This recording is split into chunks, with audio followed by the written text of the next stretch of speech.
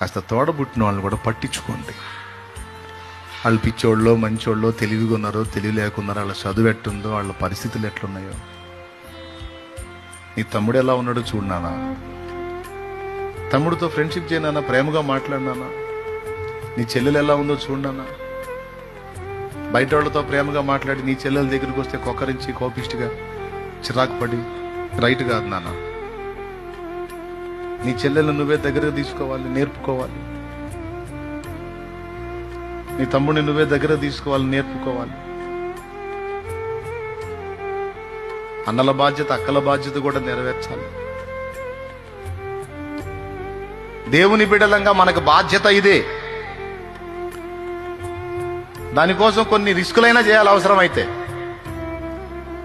మరి మనిషి బతుకంటే బలాదురుగా తిరగటానికి కాదు, బాధ్యతలు నెరవేర్చడానిగా మనం పుట్టిందే. కాస్త తోడబుట్టిన వాళ్ళని కూడా పట్టించుకోండి.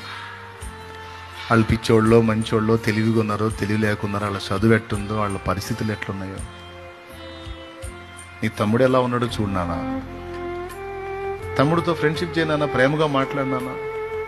నీ చెల్లెలు ఎలా ఉందో చూడనానా, బయట వాళ్ళతో ప్రేమగా మాట్లాడి నీ చెల్లెల దగ్గరికి వస్తే కొక్కరించి కోపిష్టిగా చిరాకు పడి రైట్ కాదు నాన్న.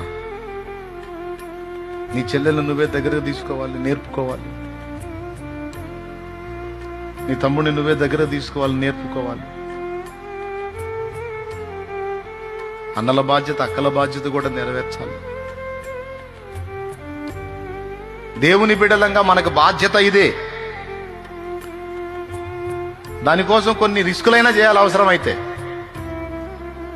మరి మనిషి బతుకంటే బలాదురుగా తిరగటానికి కాదు, బాధ్యతలు నెరవేర్చడానిగా మనం పుట్టిందే. కాస్త తోడబుట్టిన వాళ్ళని కూడా పట్టించుకోండి.